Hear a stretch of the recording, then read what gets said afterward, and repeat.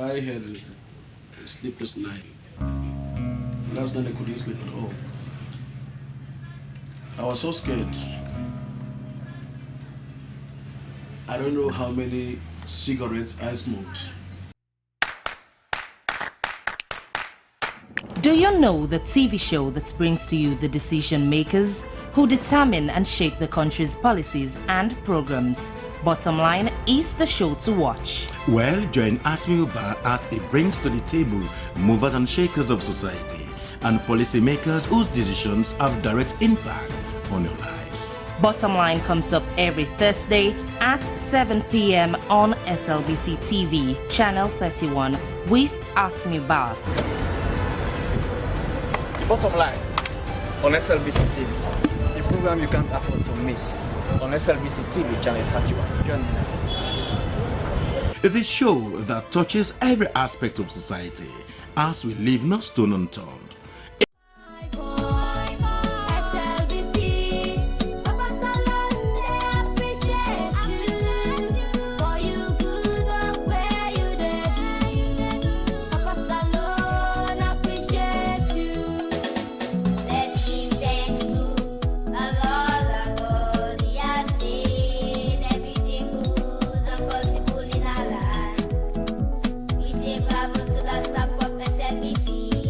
For your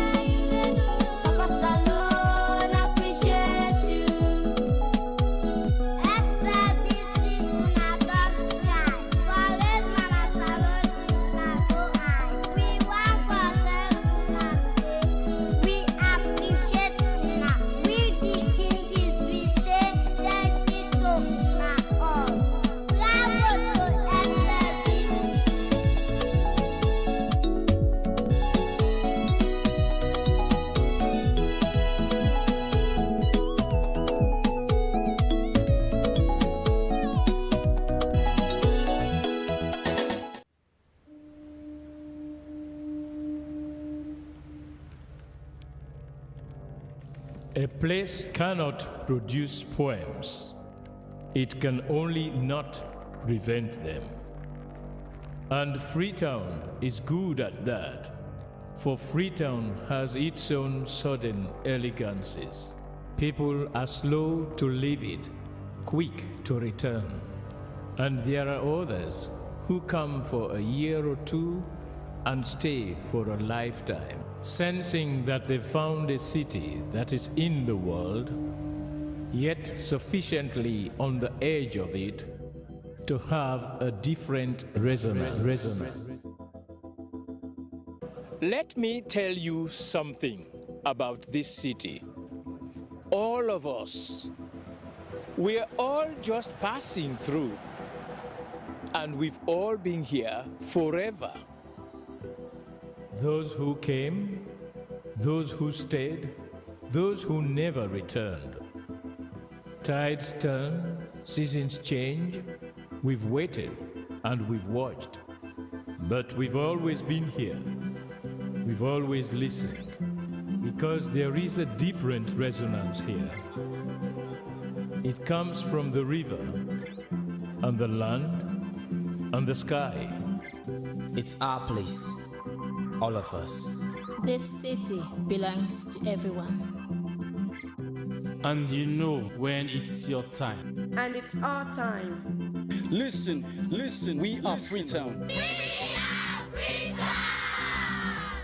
The golden rules of Freetown. Don't pretend you're something that you're not. Don't go thinking you're better than anyone else. Or that anyone else is better than you. Don't shout about it. Get on with it. We are Freetown. Freetown. Freetown. Yeah. We found our voice again. I'm from India and Freetown. I'm from China and Freetown. I'm from the UK and Freetown. I am from Nigeria and Freetown. I am from home and Freetown. This city belongs to everyone. The fishermen, the taxi driver, the barber, the drummers, the dancers. All of us. All of us. Everybody. We are Freetown. The past is ours.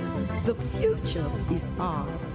It's our time again. And this city belongs to everyone. The playwright, the greengrocer, the teacher, the dog.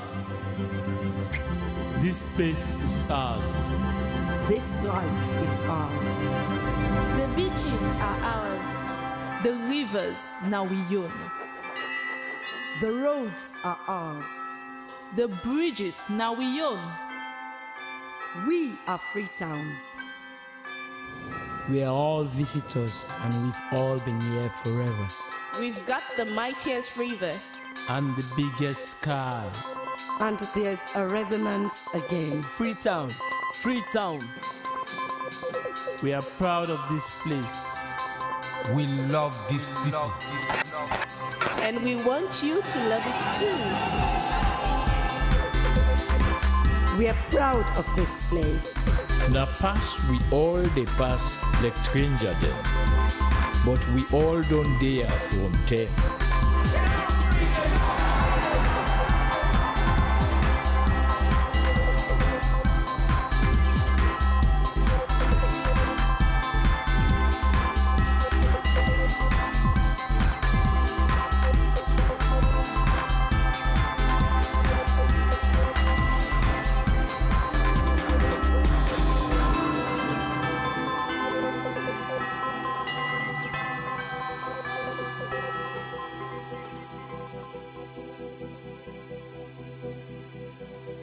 Come here, and you'll feel it, that end of the line sense of freedom.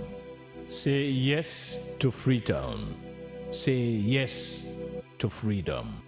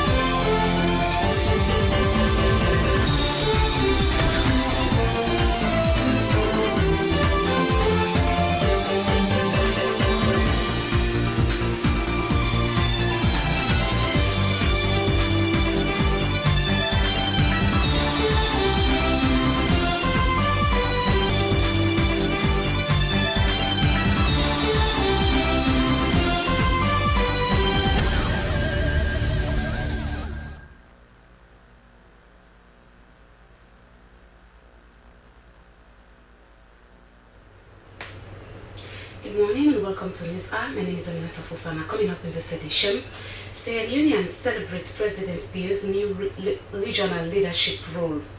Some residents of Freetown frown at government's proposed division of Freetown. And local content agency approves FG goals operations in Sierra Leone.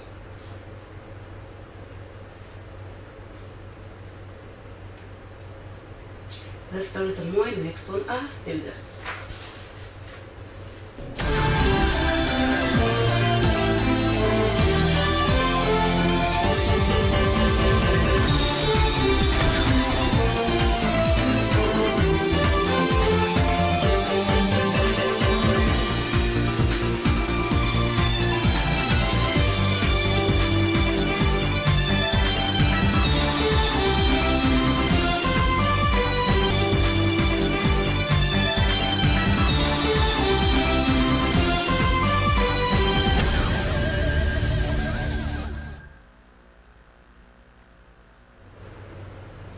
Welcome back. We begin this newscast with the Office of the President.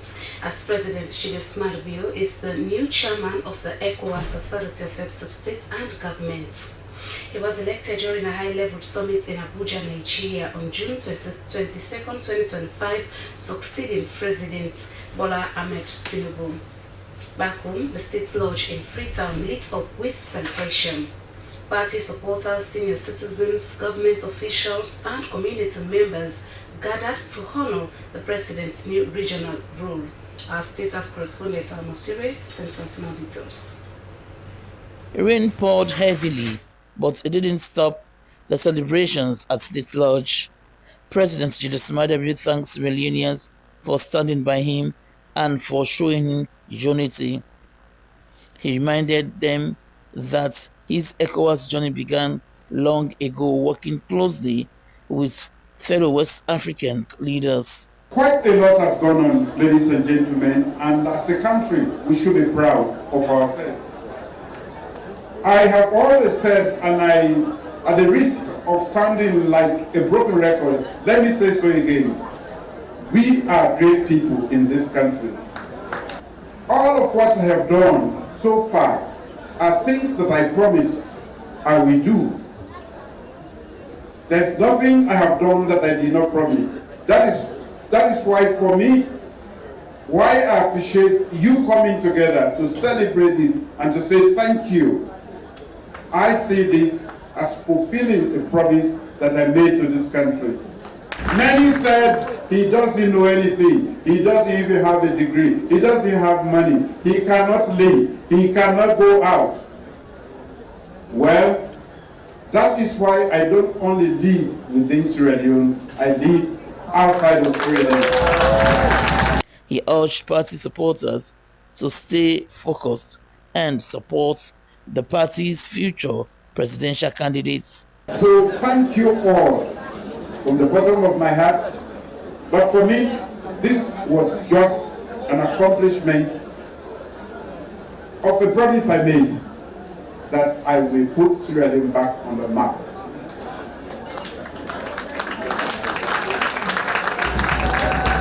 Madam First Lady, now in this State Lodge, we have the chair of the ECOWAS Authority of Heads of State. And we have the president of all the First Ladies in Africa. Sierra Leone should be proud. We are setting the target high. As you gear up to elect your new leaders and finally our next president of the Republic of Sierra Leone, that is for the SLPP. Don't do so on emotion. Don't do so on emotion. I am going to vote in that election, and I am a delegate. Let's put sentiments aside, and let's make sure our flag bearer is the next president. First Lady Fatima Bio also addressed the crowd. Now, president of the First Lady of West Africa. She's expanding her advocacy across the region. On behalf of the Organization of African First Ladies for Development, OFLAD, I hereby extend our warmest congratulations on your recent election as chairperson of the Authority of Heads of State and Government of Economic Community of West African States, ECOWAS. The Organization of African First Ladies for Development is very delighted by your election, which did not come as a surprise. Your track record as chair of the C10, making a case for the Africa at the United Nations Security Council, and your national development pursuit of women empowerment, among others, are testament of your remarkable leadership. Her office continues to push for girls' education and gender equality. Your Excellency, this letter was delivered to me this morning that I should hand deliver it to you in front of the whole of Sierra Leone and to say to you, the African First Ladies stand with you.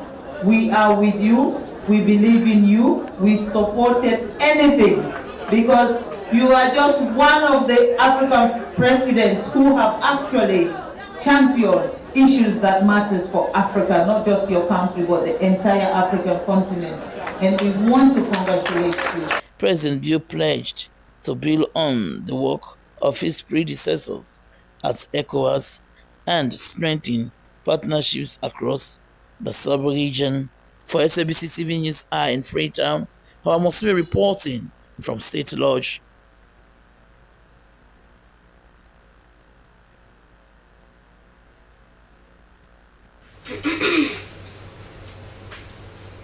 Stakeholders and some residents of Freetown have suggested for the empowerment of the Freetown City Council and for the development of certain functions such as construction of roads, provision of clean water supply and building permits to the council. This, they said, it is the most prudent and effective decentralization process in the country rather than dividing the cosmopolitan city. The suggestion was made during a town hall meeting held by the Freetown City Council. Dennis Fraser was there. Always the plan. Imagine for once if government will call this kind of town hall now, all parts of Freetown. So instead of splitting the city, Maui, unite for build a future. Suppose that 20, 30 people in there. Some have to sleep by shift, some not get us at all. The town hall meeting on the proposed city division plans by the government was a watershed moment for stakeholders and some residents of Freetown, as they explained that the divisive move will lead to a lot of administrative turmoil and overspending by the government. The interactive session brought together legal and academic experts, religious and political leaders, civil society organizations and ordinary residents of Freetown, and provided an opportunity to have an honest discussion about the challenges of the city, but most importantly, the decision by the government to divide the city, which has garnered much public attention. They noted that resources meant for the achievement of the process, which they claimed lacked consultations, could be spent in developing the historic city of Freetown. At the end of the day, you know, it is people-centered and people-driven. Democracy, they come off from down, they go up. This kind of approach, not correct. There's also the question of timing and whether the systems needed to support two councils or two cities are in place, both financially and administratively. That said, I don't see this as a confrontation between the FCC, Freetown City Council, and the central government. According to the mayor of Freetown, Ivonaki Sawyer, after years of 4 stations, Freetown, though among the brightest of lights, there has been a trail of administrative failures and procedural lapses. She appealed on behalf of the council and residents for building permits, provision of safe drinking water to communities and roads, and for the construction of roads, especially feeder roads, to be devolved to them in order to improve service delivery, while adding that revenue potential and collection in Freetown is not evenly distributed across the city. My stance is not because of politics. My stance is because of the commitment that I have as a mayor to do the best for the people that voted for me. And the best for them means that we create the environment which enables them to have the essential services that they require to be able to have a better life in the city, for this city to fulfill its potential. And that won't come if the city is split into two. The cosmopolitan city of Freetown, which has been in existence since 1792, occupies about 82.4 square kilometers and 0.1% of the entire country, with an estimated population of about 1,500,000 people. The city lacked many basic social amenities, and this made stakeholders to suggest that a new city means new administrative staff, more financial burden to the national wage bill, will be time-consuming and a cumbersome process. SLBC, Dennis Fraser reporting. The Sierra Leone Local Content Agency has handed over a certificate of authorization, which is statutory requirement that now gives FG Gold Sierra Leone Limited all the rights and privileges to operate within the jurisdiction of Sierra Leone. As Emmanuel Samura reports, the move was to promote inclusive growth within the mining sector, thereby creating decent jobs for the locals. According to the Director General of the Local Content Agency, Fodeba Dabo, a few months ago, FG Gold Sierra Leone Limited submitted their local content plan to them, which they thoroughly reviewed. The plan submitted is a statutory requirement in the Local Content Act of 2016 for multinational companies to fulfill. Fodeba Dabo said that the certificate of authorization was a confirmation that FG Gold's local content plan meets the threshold and now has the legal rights to operate in Sierra Leone. On behalf of the Local Content Agency, I hereby also hand over what we call the certificate of authorization. This is a statutory requirement that now gives FG Gold all the rights and privilege to legally operate within the jurisdictions of Sierra Leone. To develop a plan is one, and to implement that plan is another, which prompted the Local Content Agency and FG Gold to sign an implementation agreement. Director of Corporate Development and Investor Relations, FG Gold Limited, Nicola Ashgill, thanked the Local Content Agency for their support, aiding them to develop a plan that was able to meet the legal threshold. Nicola Ashgill said that despite their full operations commencing next year, 90% of their current workforce are Sierra Leoneans, with 55% from directly impacted communities and 70% being former artisanal miners. FG Gold is deeply committed to empowering the lives of Sierra Leoneans. This is a company that is operating in Sierra Leone, and as such, the maximum benefits of all our operations should be to Sierra Leoneans and specifically our local communities that we work with every day. Nicola Ashgill, on behalf of our company, pledged commitment to fully implement the plan in line with the law and provisions within the plan. The new partnership between the Local Content Agency and FG Gold Limited has set a strong precedent for responsible, community-centered mining development in Sierra Leone. Emmanuel Samura, SLBT.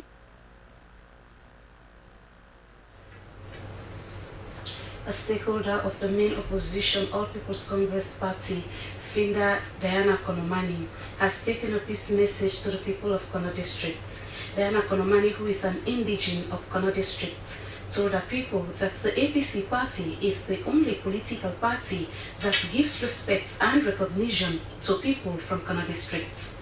She told her people that there is a 100% chance for the APC to form the next government in 2028.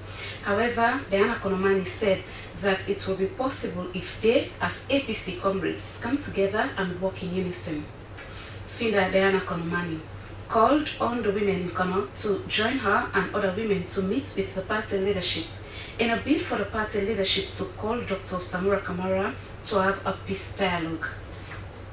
Aside from a political message, the Kono indigene comments.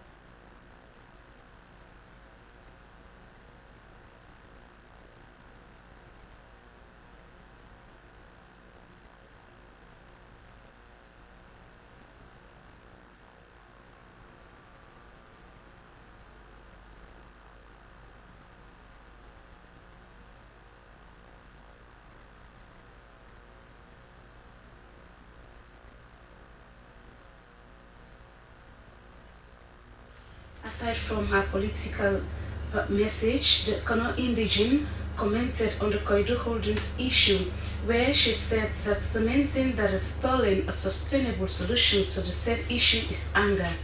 Diana Konomani called on Koidu Holdings to calm down and consider the suffering of the masses that solely depended on the company to survive. However, she pleaded with the government to engage the company using a motherly art and to face that as a sustainable solution they could arrive at.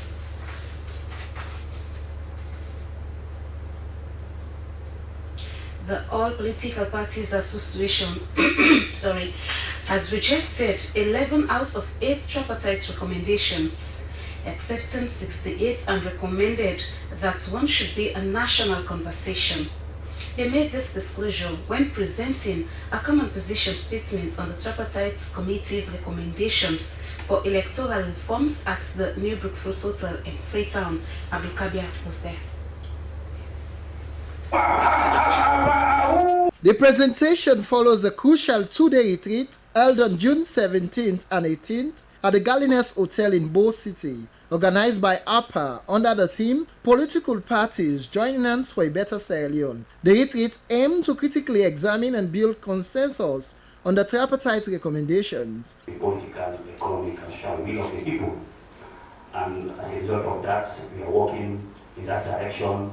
We have different political parties with different ideologies, but one goal: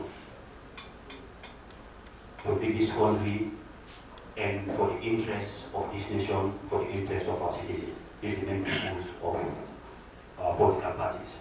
As we all know, after the 2023 general elections, when the ECSM declared the result and that the SLPP has won the elections, after that the People's Congress stated very clear that they did not agree with the result, and they boycotted parliament, parliament, and that resulted to the creation of formation of the tripartite committee, the international community with the government, the government, and the People's Congress.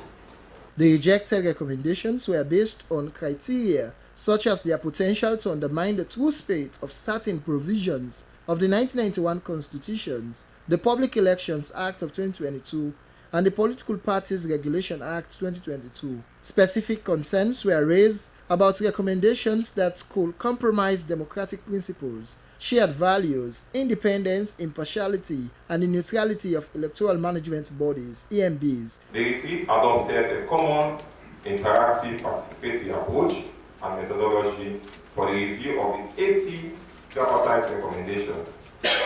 We accepted 68 and rejected 11 recommendations, and one has been recommended for more national conversation. The acceptance or rejection of the proposed recommendation was also agreed based on the relevance of each recommendation in contributing to preserving the integrity of future national electoral processes. With a common goal to ensure violence-free, fair, transparent, and accountable elections outcomes. Additionally, some recommendations were seen as potentially restricting the political space for the promotion of multi-party democratic culture, especially in Sierra Leone's highly polarized society. Abdul Kabir, SLBC News, Freetown. A week after it came to a commendable end in the Western Area Rural Districts, the Supporting Gender Equality and Social Accountability through a Strengthening Civil Society project has officially been closed out in Sierra Leone. The €1 million project, which was funded by the EU and through CARE, reached over 8,000 beneficiaries in 3 districts, including Cambia, in little over 2 years. The closeout ceremony was held at Sierra Palms Resort, Aberdeen. Suri Ibrahim Kamara was there. Now gives me a singular honor on behalf of the Minister of Gender and Children's Affairs to close this event of the project implementation titled Supporting Gender Equality and Social Accountability through a strengthened civil society. After 28 productive months in Bambali, Western Area Rural and Cambia districts, the support in gender equality and social accountability through a strengthened civil society projects has officially been brought to a successful end in Sierra Leone. PC Alhaji Sankoila II of Bilen Chiefdom said the project was a massive success in his districts, Gambia, citing a renewed awareness about the Gender Equality and Women's Empowerment Act 2022 and Child Rights Act 2007. The Kiwi Act, the Sexual-Based Violence Act, the Children's Act, the Early Marriage Act, and all other acts like domestic violence. This project will bring a lot of this to these tiny communities. We wish that the community was enlarged so that most of this information will be shared among the other partners. The core objective of the Gender Equality and Social Accountability Project was to strengthen women's participation in democratic governance through a robust civil society. Reflecting on the project's key achievements, EU Project Coordinator at Tokia, Loma Conte, noted that the €1 million project with funding from the European Union and Tokia reached over 8,000 beneficiaries, including people with disabilities. A little over 100 women aspiring for political offices were trained under the project in the lead-up to the last elections, and 32 of them were elected. The project established the Women in Agriculture Network for 123 women and the Young Women in Governance Network in the Western Area Rural Districts. It also trained 53 CSOs or Community of Practice to support local initiatives. The project trained about 23 staff from the 3 implementing partners on the EU grants management. We trained 403 community leaders, network members, community people on monitoring, evaluation, accountability and learning, social accountability, safeguarding and financing. We have 235 women from 9 networks from the 3 districts that form the Young Women in Governance Network. We have 53 CSOs that form the Community of Practice. So the Community of Practice are civil society organizations that are existing at district level. So as a project, we brought together these civil society organizations to ensure that they have the same goal, working for governance and leadership, and see how we can better coordinate them so they are also able to get better results. So we have 53 organizations from the 3 districts that form the 3 Community of Practice. The EU's International Aid and Cooperation Manager, Julius Fode, said the project was designed to empower women to share their stories as well as job coaching them through training. Mr. Fode said the EU has expended more than €7 million to CSOs in the last 7 years alone and further registered their commitment to supporting CSOs to achieve Goals 7 and 17 of the Sustainable Development Goals. The country director, Trokia, emphasized the need for partnership to drive local initiatives, noting that the project was a powerful seed that needs to be nurtured to grow and create lasting impacts. I appeal to you all that given the circumstances, as we look for the waters and the other ingredients for making this wonderful seed to grow and flourish, we should also look at what we can do internally, what we can do locally, what we can do as individuals, what we can continue doing. As it officially ended, the project was not without challenges. Among them were the change in the electoral system from the first past the post to the proportional representation, land ownership and access, especially for women in agriculture, and the short duration of the projects. It was recommended that there was need to support women aspiring for political offices beyond elections and increase and sustain job placements for interns. Zoe Kamara, SLBC News, Freetown.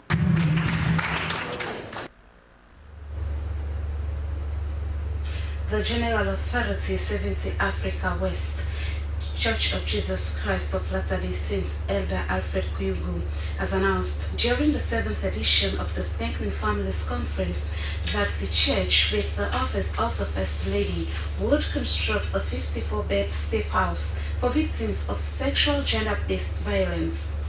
The initiative is under the Legacy Project. Joseph Touré tells us more. In here, at the Bintumani International Conference Center, where religious leaders, government officials, diplomats, traditional leaders, women and youth groups all converged under one umbrella and with one goal, and that was to provide solutions to strengthen families and empower women in particular. Families have been considered as the very fabrics that hold society.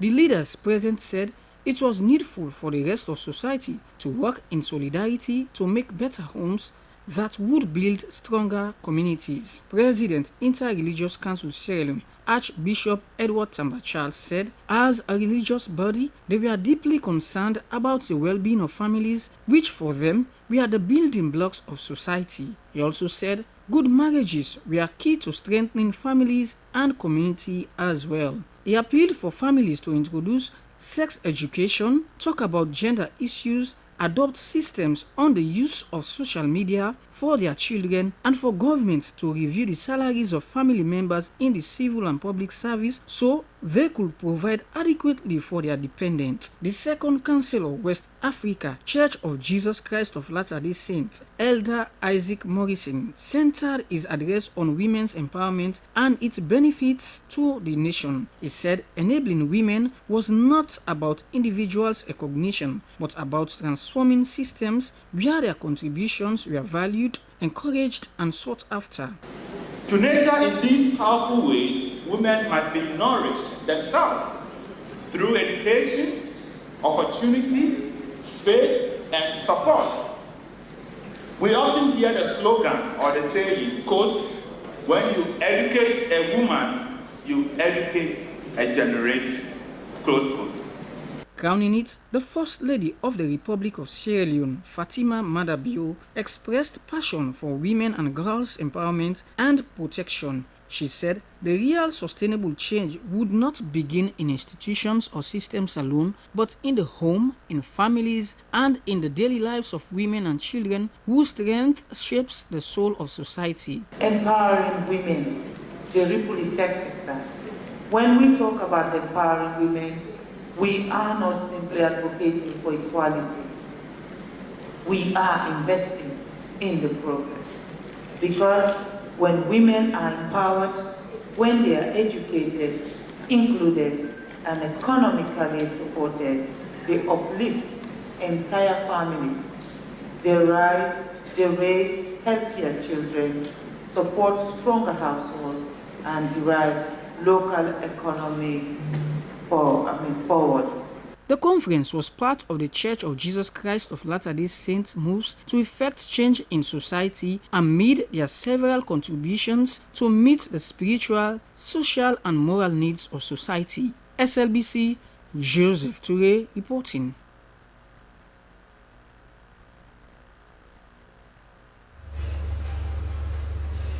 In a bid to strengthen child protection services, the St. George Foundation, in collaboration with the Ministry of Social Welfare, has conducted a capacity building training for social workers and personnel from the family support units.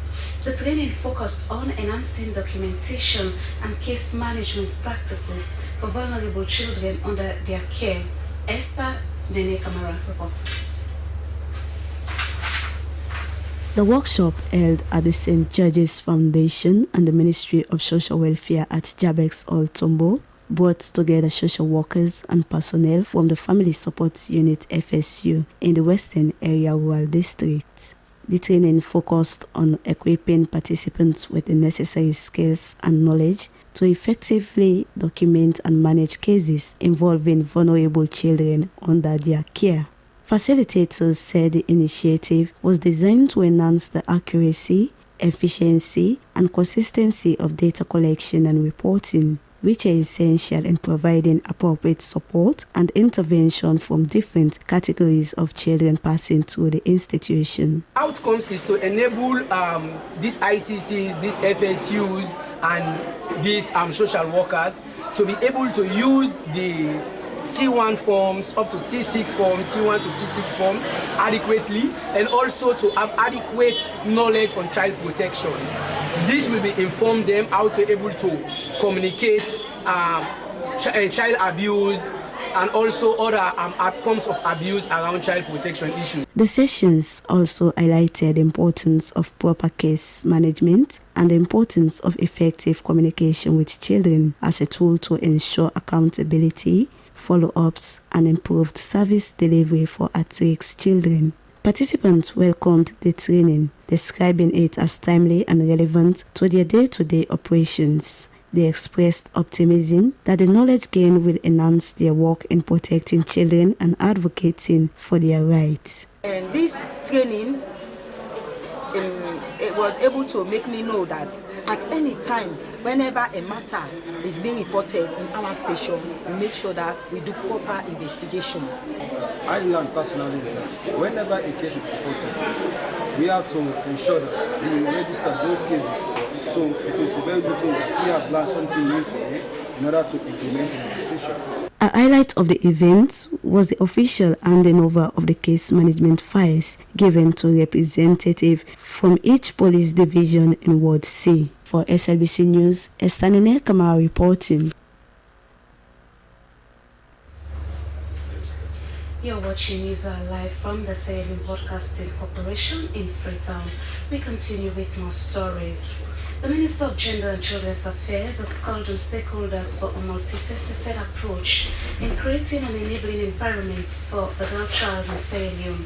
Dr. Asata Mahoy made that statement during the official launch of the girl-led research on the theme Shifting the Power, Advancing Girl-led Research, organized by Action Aid Sierra Leone. Moses Conte reports. Amidst the numerous strides made in the years to ameliorate challenges facing girls, there have been reports of domestic violence, drug abuse, teenage pregnancy, and so many others. According to the girl-led research report, most of the challenges girls faced are due not only to parental neglect, but also as a result of lack of financial support and weak implementation of certain policies. Why we prioritize women's right to work? Actually, we view the rights of women and girls as central to achieving sustainable development and social justice. We also recognize that patriarchal norms, harmful practices, and gender-based violence and economic inequalities disproportionately affect women and girls, especially in rural and hard-to-reach communities. So for us, we always try to push for gender equality as a fundamental human right. We also work in challenging patriarchy and structural discrimination of women and girls. We also work towards promoting women-led and girl-led solutions to the development challenges they face in their communities. The research was done in 5 deprived communities in Freetown, targeting groups from age 14 to 24, including community stakeholders and parents. The findings reveal the impact of financial difficulty on girls' well-being and education, educational disparities, pointing out a superior enrollment of boys into school than girls due to limited resources. It also indicated drug abuse among girls, especially kush, as well as child marriage and teenage pregnancy. Minister of Gender and Children's Affairs, Dr. Asata Mahoy, acknowledged the challenges girls are going through, called on stakeholders for the approach in creating an enabling environment for girl child in Sierra Leone. What is clear from this research is that girls do not need saving. They need space, support, and systems that work for them. And this is where our collective role as stakeholders becomes not just relevant, but essential. The Ministry of Gender and Children's Affairs recognizes that we cannot solve these problems alone. This is why a multifaceted approach is required. Over the years, it was believed that only girls who are living in the provinces are faced with multi-dimensional challenges, but according to this report, the situation has changed dramatically. Moses Conte, SLBC.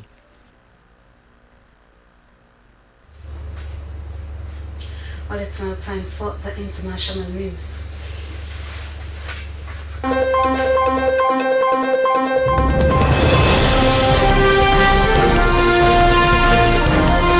This is the international news with me, Esther Suzanette Bassi. The The Supreme Court is expected to decide one of the most consequential cases in modern U.S. history on Friday whether a single federal judge can block an order from the U.S. President from taking effect nationwide. The case stems from President Donald Trump's bill to end birthright citizenship, which has been frozen by multiple lower courts. The Trump administration has argued that the judges have overstepped their power, but others say the injunctions are needed to avoid chaos. The move was instantly met by a series of lawsuits that ended in judges in district courts in Maryland, Massachusetts, and Washington issuing nationwide injunctions that blocked the order from taking effect. Injunctions have served as a check on Trump during his second term amid a flurry of executive orders signed by the president. Iran's foreign minister has admitted that excessive and serious damage was done to the country's nuclear sites in the recent U.S. and Israeli bombings. Abbas Arachi told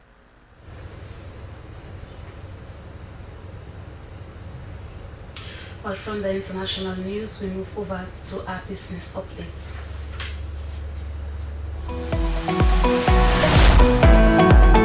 It's a very pleasant welcome to Business Segment on Newsa for this hour.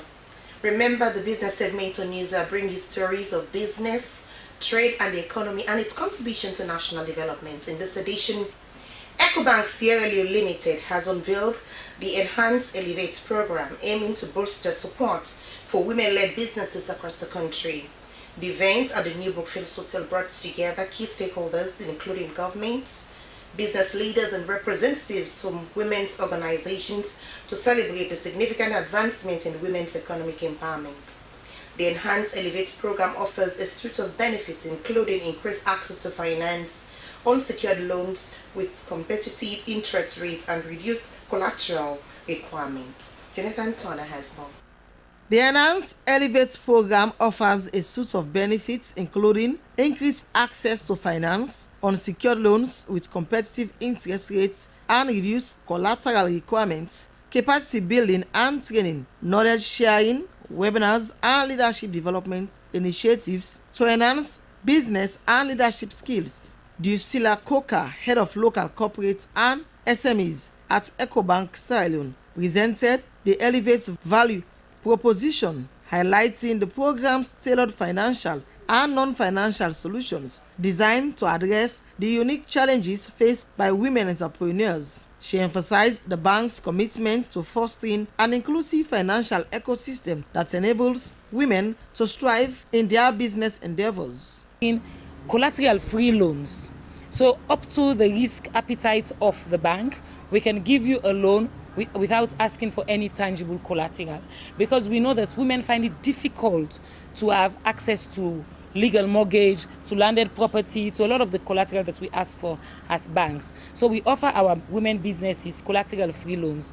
We're also having non-financial programs or services that we render to these women. We have training. Minister of Gender and Children's Affairs, Dr. Isata Mahoy, lauded EcoBank's initiative, stating empowering women entrepreneurs is vital for Sierra Leone's economic growth. EcoBank's positioning itself not only as a financial institution, but as a gender equity champion in the region.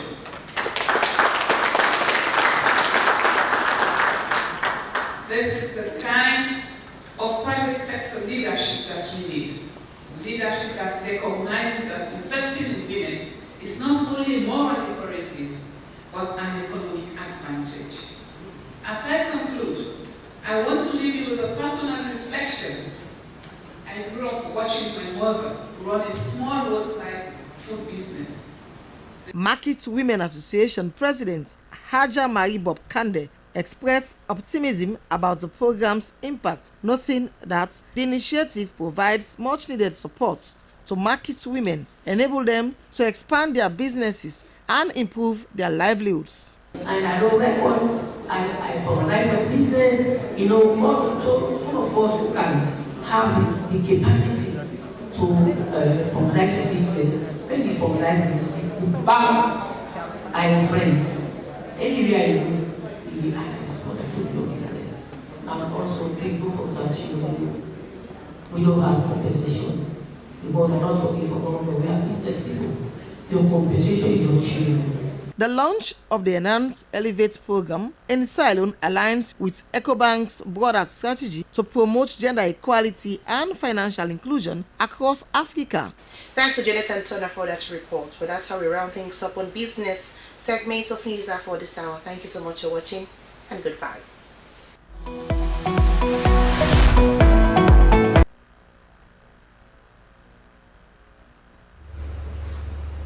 From that update on business, we move over to our entertainment news. Hello and welcome to Entertainment News with me, Christina Kamara. In this edition of Entertainment News, an exclusive interview with Miss Salon. Fajo sued for $20 million over disturbing allegations of exploitation. Figure returns with new song titled No Worries. Stay with us.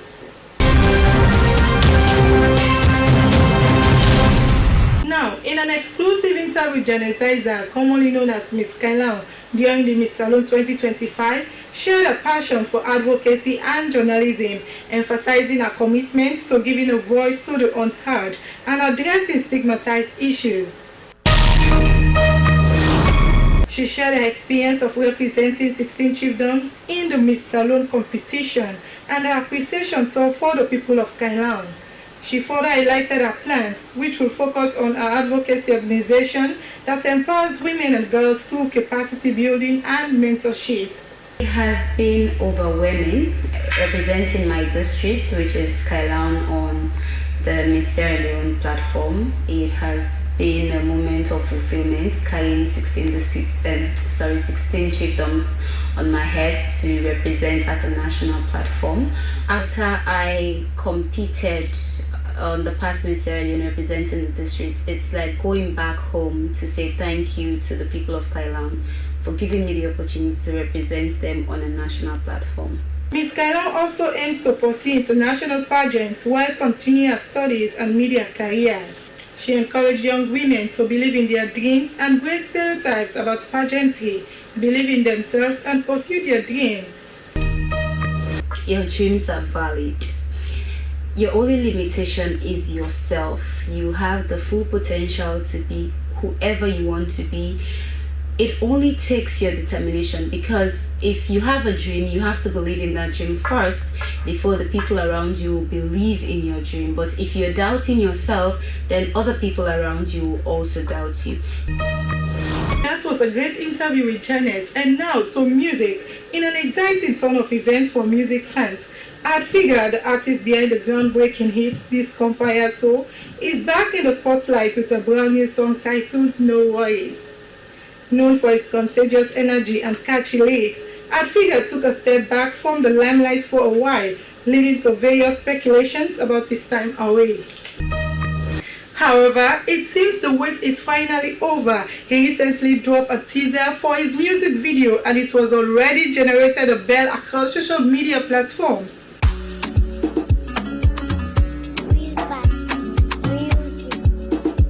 Ladies and gentlemen, it's about to go down. But yeah, I figure on the radio. I don't get no worries, don't get worries, don't get worries. I don't get no worries. Give God the glory. I don't get no worries, don't get worries, don't get worries. I don't get no worries. I thank God for my stories. Make pussy not taking your neck and mention me on this life where. Continuing with music, Fajo, American rapper and music producer whose contributions in the entertainment industry has impacted a lot of young talent in the country, has been sued for $20 million lawsuit by his former hype man Dixie on allegations of intimidation and sex with minors a week ago. According to the court documents, Fajo allegedly used his influence to coerce individuals into uncomfortable situations, taking advantage of the vulnerability that often accompanies the pursuit of fame and success. The rapper, however, tried to clear his name 2 days ago on his Instagram page and said he has been through many challenges lately, but he will not break or back down. This is really sad for the rapper. We hope justice prevails. Well, that's all we have in this edition of Entertainment News. I've been your presenter, Christiana Kamara. Goodbye.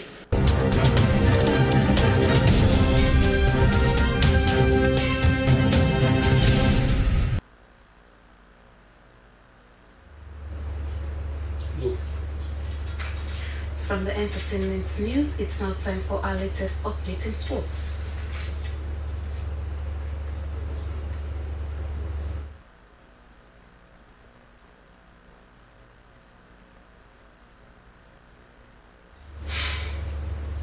Sorry, we're unable to bring you our sports updates, but we'll do so during our 3 p.m. news broadcast. And with that, we end the news. But before we close, here is a recap of the main points. Stakeholders and some residents of Freetown have suggested for the empowerment of the Freetown City Council and for the development of certain functions such as construction of roads, provision of clean water supply, and building permits to the council. This, they said, it is the most prudent and effective decentralization process in the country rather than dividing the cosmopolitan city. Party supporters, senior citizens, government officials, and community members have gathered to honor President Bio's new regional role. As the new chairman of the ECOWAS Authority of Heads of States and Governments, President Bio pledged to build on the work of his predecessors at ECOWAS and strengthen partnerships across the sub-region.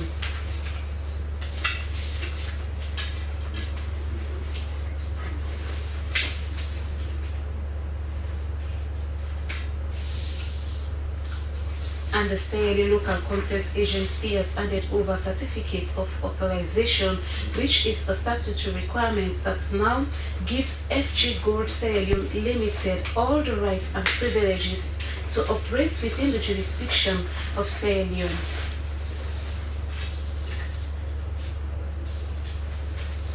So that's all we can share in this edition of the news. My name is Aminata Fofana. Thanks for watching. Good morning.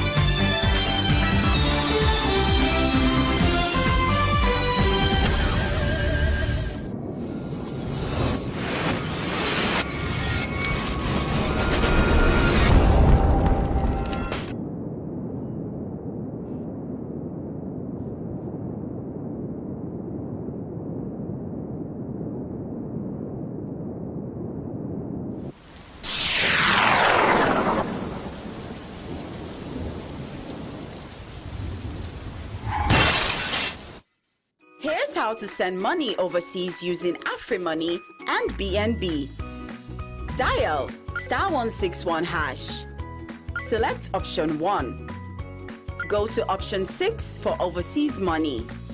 Press 1 for BNB. You'll see the list of countries you can send to. Enter receiver's full name. Enter the receiver's phone number. Enter the amount you want to send. Enter your PIN to confirm. You will receive an SMS confirming your transaction. Terms and conditions applied.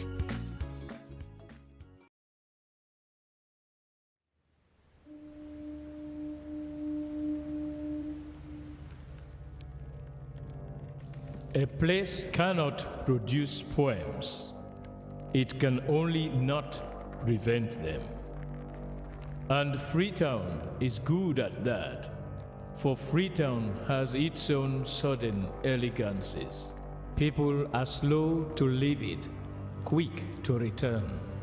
And there are others who come for a year or two and stay for a lifetime, sensing that they found a city that is in the world, yet sufficiently on the edge of it to have a different resonance. Let me tell you something about this city. All of us, we're all just passing through, and we've all been here forever. Those who came, those who stayed, those who never returned. Tides turn, seasons change, we've waited and we've watched. But we've always been here. We've always listened, because there is a different resonance here. It comes from the river, and the land, and the sky. It's our place, all of us. This city belongs to everyone. And you know when it's your time. And it's our time. Listen, we are Freetown. The golden rules of Freetown. Don't pretend you're something that you're not. Don't go thinking you're better than anyone else. Or that anyone else is better than you. Don't shout about it. Get on with it.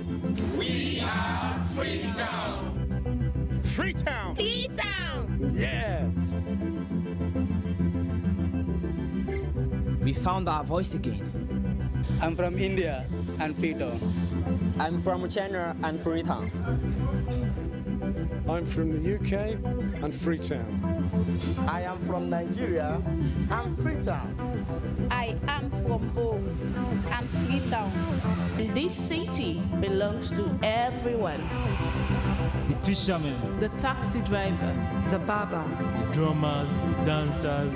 All of us. All of us. Everybody. We are Freetown. The past is ours. The future is ours. It's our time again. And this city belongs to everyone. The playwright, the greengrocer, the teacher, the dog. This space is ours.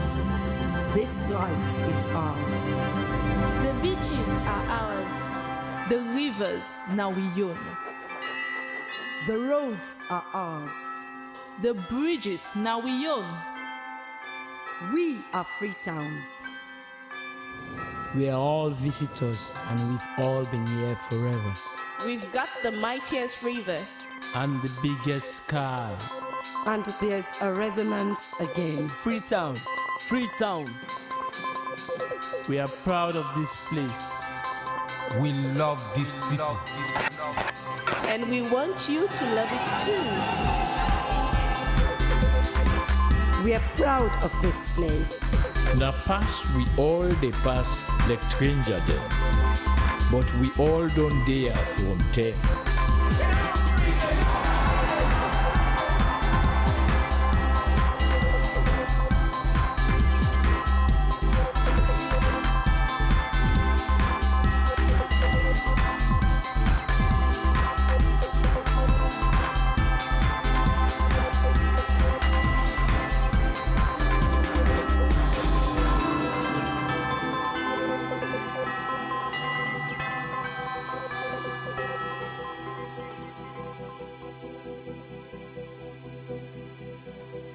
Come here, and you'll feel it, that end of the line sense of freedom. Say yes to Freetown. Say yes to freedom.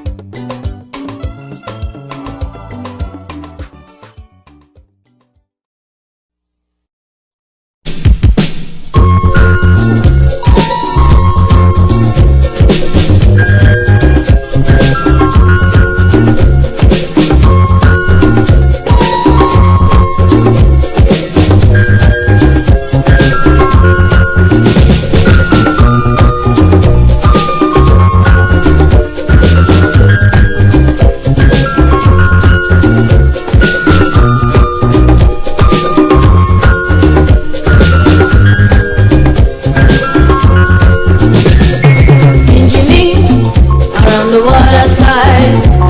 I love the fish, we get them every day.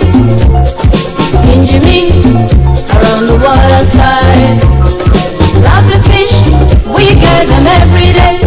So if you wanna get your bunga fish, you better take a walk to the water side. So if you wanna get your bunga fish, you better take a walk to the water side. Benjamin, around the water side. Love the fish, we get them every day. Benjamin, around the water side. Love the fish, we get them every day. So if you wanna get a bunga fish, you better take a walk to the water side. So if you wanna get a bunga fish, you better take a walk to the water side.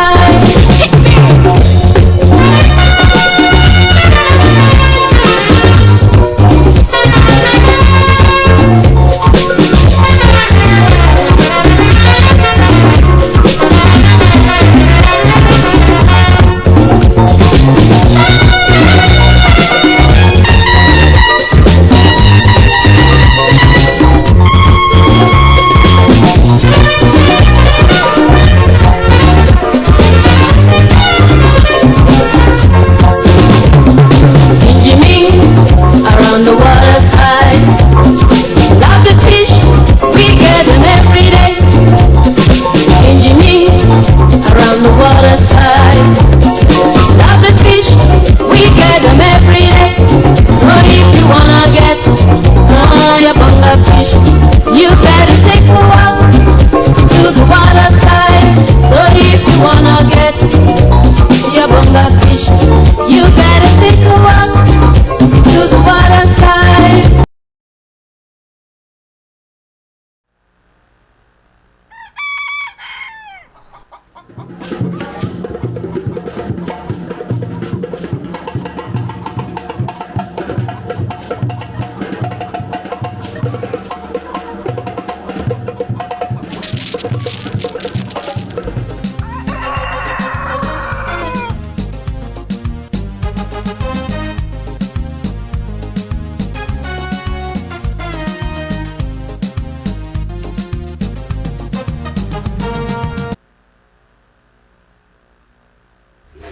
Today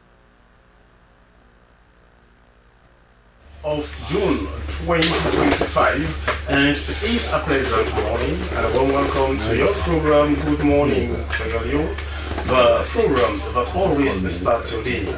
I am Sheku Smiler. And my name is Francis Barnard. It's a pleasant morning from Broadcasting House. Hello and welcome to the program, and our quote of the day is from American poet Maya Angelou, and it says, "Bitterness is like cancer. It eats upon the host, but anger is like fire. It burns it all clean." Sheku. Yes, indeed. You know, one thing about life is that one has to be always. Well, there are times there are some people, you don't see them as they are supposed to be seen, but actions actually speak louder than words. Sure. In the program this morning, President Julius Maada Bio officially assumes the chairmanship of the Authority of Heads of State and Government of the Economic Community of West African States, ECOWAS. National PRO of the SLPP updates us on the party's lower level elections. And the Sierra Leone Motor Drivers Union elect a new executive after months of delay. These issues, including your messages, your comments, and views, which you can send to the number on your screen. And also, you find us on our Facebook page, Slbc TV Live, and all other social media handles. This is Good Morning Sierra Leone, and we are broadcasting live from Broadcasting House, New England in Freetown.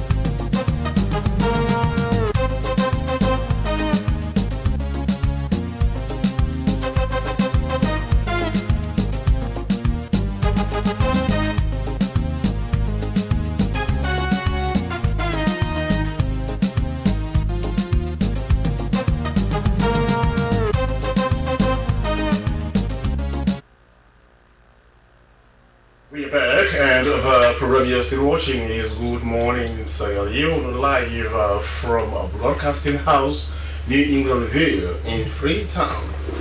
Well, as we have heard in the news, President Julius Maada Bio has officially assumed the chairmanship of Authority of Heads of State and Government of the Economic Community of West African States, ECOWAS, marking a historic moment as the second Sierra Leone head of state to hold this prestigious position. The announcement has been met with great national pride as President Bio takes on a role that symbolizes renewed commitment to unity, peace, security, and sustainable development across the West African region. Known for his democratic credentials and consistent pursuit of social and economic progress, President Julius Maada Bio is widely seen as a transformative leader, ready to steer ECOWAS through challenging times. In his new role, President Bio has outlined 4 key strategic priorities: restoring constitutional order and deepening democracy, revitalizing regional security, cooperation, unlocking economic integration, and building institutional credibility. These pillars are expected to guide ECOWAS and efforts towards regional stability, economic prosperity, and enhanced cooperation among member states. Let's bring you an excerpt of the handing over by President Bola Ahmed Tinubu of Nigeria to President Bio. Indeed, it was a grand investiture. Excellencies, head of state and government, distinguished guests, please permit me to express my profound gratitude for the confidence you placed in me to serve as chair of the authority, not once, but twice. It has been a profound honor and privilege to lead this esteemed body, and I remain deeply humbled by the trust and support you have extended to me throughout my tenure. As I now hand over the mantle of leadership to my great friend and dear brother, His Excellency, President Julius Maada Bio of Sierra Leone,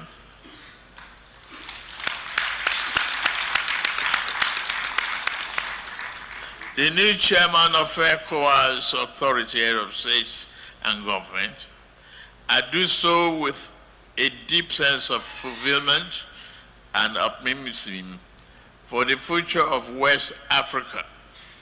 I remain confident that with the continued cooperation of all its members, ECOWAS will scale over greater heights in our collective pursuit of peace, security, stability, and prosperity for our people and for our region. In the course of the past few years, we have faced complex regional challenges, political transition, and security threats. I thank every one of you. As we look to the future, I urge all of you to remain vigilant and responsive to the evolving need of our people. Let us deepen the cooperation, uphold diplomatic principles, and foster inclusive growth, especially our youth, women, and vulnerable population who remain central to the future of our region. Our organization must continue to strike a fine balance between its core original mandate of economic integration and the complex political security and governance challenges, including democratic values in our region. Economic integration cannot be superimposed on an untenable political environment That is why we must remain steadfast in our resolve to rise to these and emerging challenges. Let me also thank the ECOWAS Commission, the community institution, and all technical and administrative staff for their tireless work in organizing this session and supporting the work of our organization. As you return to your respective countries, let us remain resolute in our shared mission to deepen our integration, protect our people, and build a prosperous, secured, and united West Africa. While wishing all delegations safe return to your various destinations, I declare the 67th session of ECOWAS Authority of Head of State meeting closed as I hand over.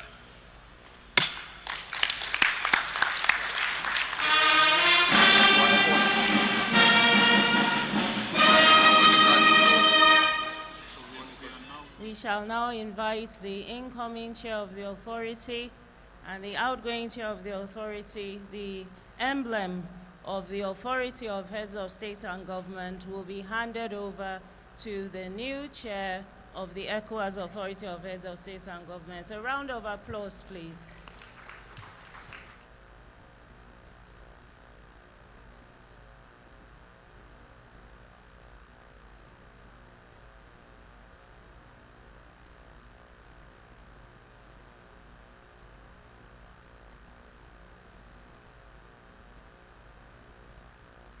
Date and venue of the 68th session of the Authority of Head of State and Government of ECOWAS will be announced in the future by the new chairperson.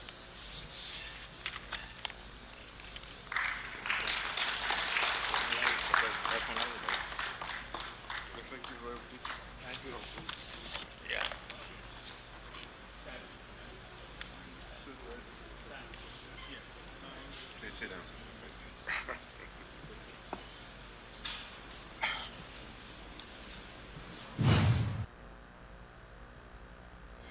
Well, that was the investiture of President Julius Maada Bio of Sierra Leone, having been elected as Chairman Authority of ECOWAS Heads of State and Government in Abuja. Well, that was the handing over ceremony you saw. Well, earlier I said it was a great or grand investiture. President Bio of Sierra Leone is now the chairman of the Authority of ECOWAS Heads of State and Government. Now, I'm in the studios to talk more on this, or what does this mean for a country like Sierra Leone. We have here in the studios the presidential spokesman, Alhaji Alpha Kano. Good morning, Alhaji, and welcome to the program. Good morning, Mr. Sumaila. Good morning. Now, we've just seen the investiture of President Bio as chairman of the Authority of ECOWAS Heads of State and Government, after his election into that position, him being the second, leader in Sierra Leone to occupy that particular position in the ECOWAS sub-region. What does this mean for Sierra Leone? What does this mean for the geopolitics of West Africa? Thank you very much. What it means for Sierra Leone is that this is confirming President Bio's promises before he came to power, that he would help rebrand the image of Sierra Leone. Sierra Leone had been in the news for the wrong reasons for a very long time now. So instances like this, where the head of state of the country is chosen to head a regional organization of all other heads of state in the region, is a testament to the fact that Sierra Leone's image is changing due to the efforts of President Bio and his government to his promises. So it means that we are now leading the regional organization ECOWAS. We now lead the narrative and also with the plans and strategies of ECOWAS. What does ECOWAS have at the moment on their table? ECOWAS has four main issues that are biting on them. You talked about it: restoring regional stability, democracy, bringing back the seceded states of the AES, the Association of Sahel States of Burkina Faso, Mali and Niger, and also trying to accelerate the process of the integration. Now, Dr. Kanu, for the seceded states, I mean, those who have now formed the Sahel Alliance, I mean, Burkina Faso, Niger, and Mali, President Bio is not new to the dynamics, because even before his election, when those political upheavals occurred in these countries, President Bio was among those Africans or ECOWAS leaders sent to go to countries like Burkina Faso, to talk to Ibrahim Traoré and some other leaders, I mean, Goita and the man in Niger. So it's like the situation itself is not new to him. And that is what gave him the advantage over the other contenders for that position. President Bio has been able to engage these people at a time when the region had put them aside, suspended cooperation with them. President Bio went to Burkina Faso.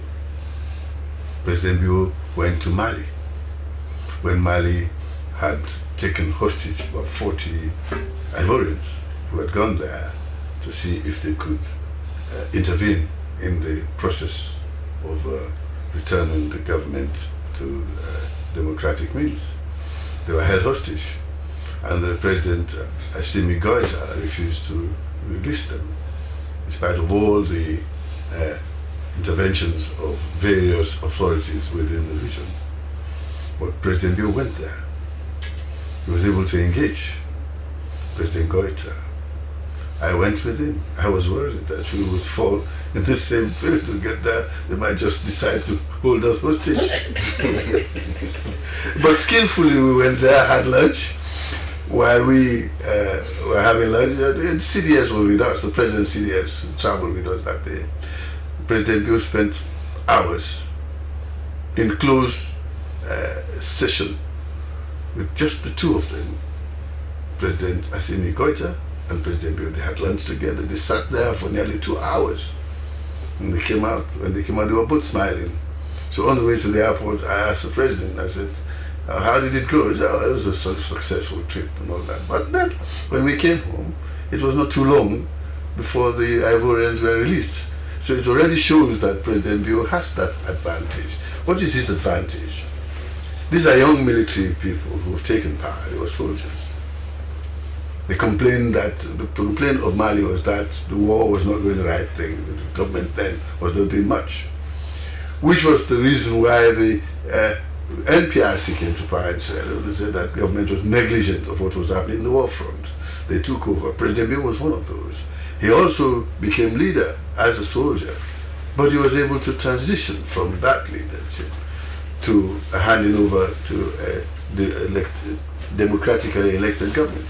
So he would have passed those experiences to him and given courage and confidence to President Assimi Goïta. But the posture of ECOWAS when the overthrow took place in Mali and Niger and Burkina Faso, the posture of ECOWAS at the time, was probably the reason, or more reason for those countries to decide otherwise. Because there was also this call for military intervention to oust or to reverse those coups. And then at the point, I don't know where the advice came from. ECOWAS decided to kind of back down on that decision to intervene militarily, to reverse the coups. Now that posture, that came from ECOWAS at the time, don't you think probably is among reasons for the decisions of those guys or those countries to, to form that alliance? Yes, certainly. Because the posture was that, okay, we are going to remove you guys. You are suspended from ECOWAS, and now as it is seen, political pundits have said it, but in so far as that alliance is concerned, they are really thriving in a way. So do you think ECOWAS should have taken that posture initially?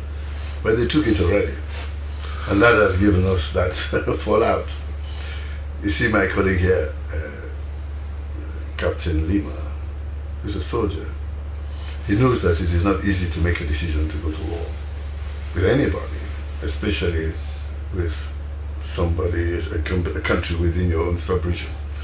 The initial posture of ECOWAS is traditional. They usually just make those statements. We will suspend you, we will reverse it, and all that kind of thing. But that is the initial posture. It's called grandstanding. But when they saw that these people were adamant, because you don't just go to war for that, they sent emissaries. So they sent emissaries to, is it General Tijani? Even the old President Abubakar Abdul Salami was one of the leaders who went to speak to them in Nigeria, from Nigeria, in Niger. And then also President Will, I'm not sure whether it was ECOWAS that asked him to go, but I think they did. But he did go to Burkina Faso. And you know what the president told him? He said, these people, we're very grateful that you came. So when this thing happened, they didn't even come to ask us why we did this. They said they're going to fight against us. That's why we stood our ground. He said, but you have come now, and we will talk to you. So that shows that President Biu is a soldier, is a gentleman, is a diplomat. And all because he has credibility, because he has been through that before himself. So he knows these things. Yes, I think that posture that ECOWAS was going to attack them. He said, well, okay, you attack me, ECOWAS, because we are members of ECOWAS. Okay. Now we are not anymore. So you don't have any more mandate to attack us or force us to go. So we form our own thing. It's an escapism, a form of escape from that threat. They can't fight ECOWAS. So we don't want to be part of you. But now that ECOWAS has realized that the family is better when we stay together, the Sahel is very important for us. It is our defensive wall against the Al-Qaeda in the Sahel, from the Sahara that is coming in. If that wall falls, they will come into Nigeria. If that wall falls, they will come into Cote d'Ivoire. If that wall falls, they will come to Guinea. And when Guinea falls, we will fall. And the whole of West Africa will go. So we have to maintain that wall. That's why ECOWAS now has chosen somebody who has the experience. Okay, and now ECOWAS has chosen somebody, in your own words, as somebody who has the experience. But does the leadership style of President Biu align with the values and objectives of ECOWAS, especially along conflict, politics in the region? You see, it is a given that no conflict, no war is settled in the battlefield. You have to go to negotiating table. President Biu has done that. He was a soldier fighting in the front at Bwedu and all those places. But at the end of the day, when he had the opportunity to be the #1 decision maker in the country, he said, I think this war can only end if we start talking to the enemy. Well, not the enemy, the opponents. And in this case, he went out to seek out the leadership of the rebels, when nobody would think of doing that, even have the audacity and courage to do that. He did that.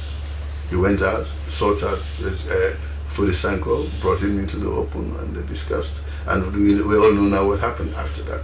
There's no war anymore in Sierra Leone. So if he's been able to do that, end the war in Sierra Leone, I would say, because they say, our people say, don't look at where you fall, look at where you tripped.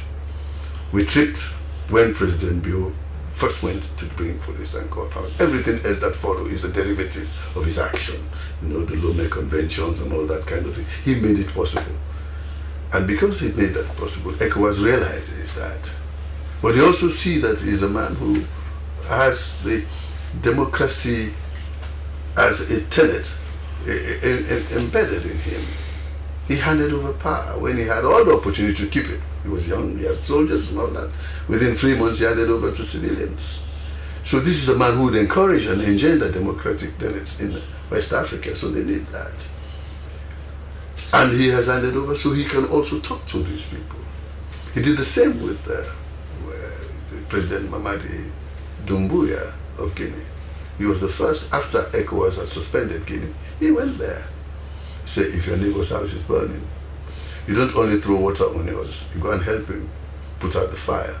So he went to Guinea to meet with President Mamadi Doumbouya. So they've seen that he has this proactive attitude towards resolving issues on the table rather than in confrontation. And that's what I think attracted ECOWAS leaders. Honorable, before we move to another issue, what impact will this rule have on Sierra Leone? You know, especially when it has to do with our domestic affairs.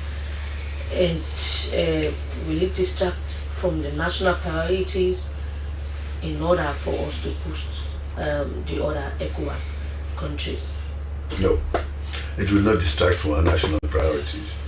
Our national priorities are a set given already on the manifesto of President Bio. We're working on that.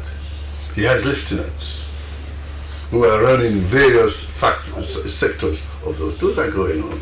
They will not be affected. President Bio is the one who has been chosen. The person who will be his lieutenant in that will be the foreign minister, who naturally his job is outside of Sierra Leone. So that is a job that is cut out for international global issues. So the Sierra Leone development project, the feed Salon, the human capital development, that will continue unabated.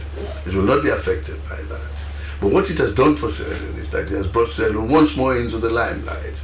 Now, our president is now a leader of West Africa, and the international community knows that the only credible people will be put to lead huge tract of land like that. What happened here is that immediately after President Bio was chosen as a...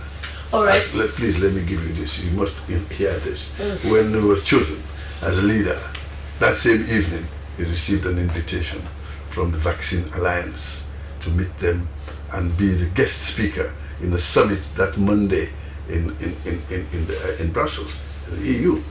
There was Bill Gates and the Gavi Foundation and the EU. They wanted to raise money for vaccines. Mpox is ravaging us all over the world, especially Sierra Leone. So they need money. They wanted 9 billion. I mean, more than that. But when President Bill went there as guest speaker and the chief advocate and solicitor for that time, they raised 9 billion that day. Britain did not attend the meeting, but President Bill took it upon himself to write directly to Sir Keir Starmer to ask him to intervene. And Sir Keir Starmer replied with what? He replied with a donation of $1.6 billion. All right, Honorable Alpha Khan, continue to stay with us. And he has we'll integrity. definitely come back to you. He is Honorable Alpha Khan and he is presidential spokesman. This is Good Morning Sierra Leone. We are broadcasting live from Broadcasting House with Chairman, Women's Leader and Chairman, Women's Leader and the Youth Wing of the party's leaders have been elected.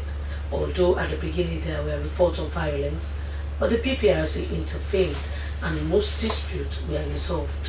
For more on this, we have been joined in the studios by the National Public Relations Officer of the Sierra Leone People's Party, Hi Lawrence Lima. Good morning and welcome to. Good morning and thank you for having me. Thanks for communicating. Yes, it's my pleasure. So let's talk about this weekend's activity. You know, you had one in Kenema, you had another one in Freetown. What's your overall? Trying to conclude our lower level, or in trying to get the next set of executive that will administer the SLPP.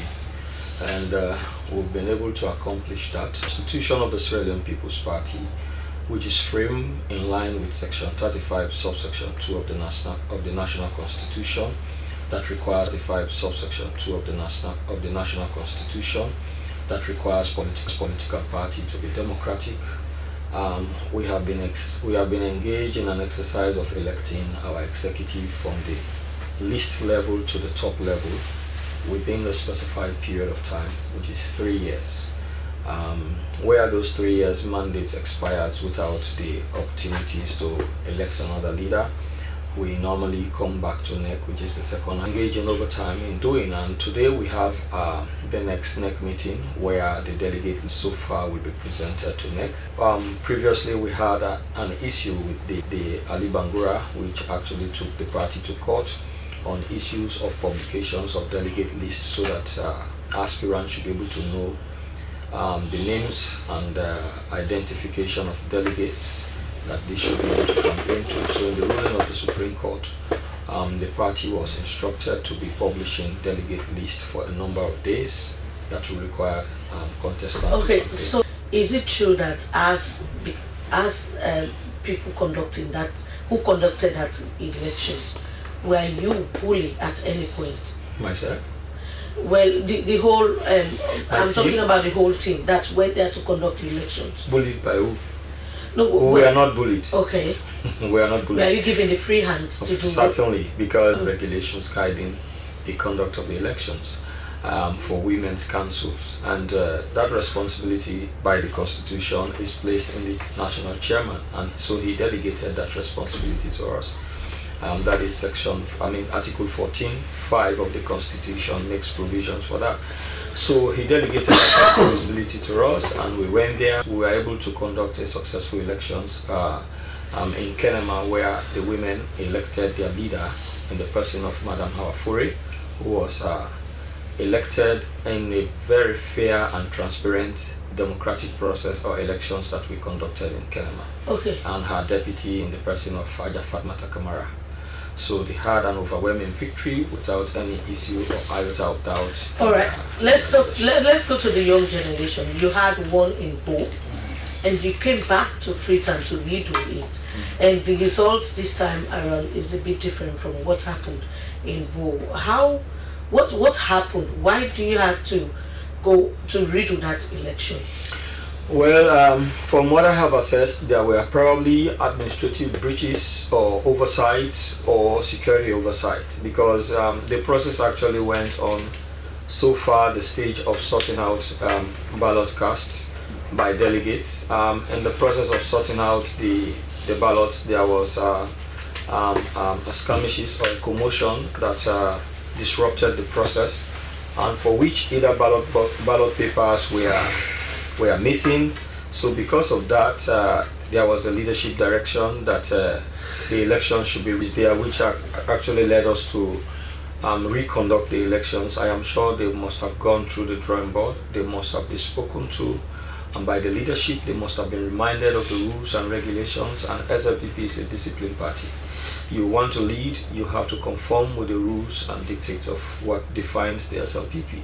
So definitely they must have been able to put themselves together and in a very disciplined manner, and also say probably we are able to conduct ourselves, and we're able to. Well, why is it that you know, Lawrence? Why is it that they rejected the Bilitsky and accepted the police to be in charge?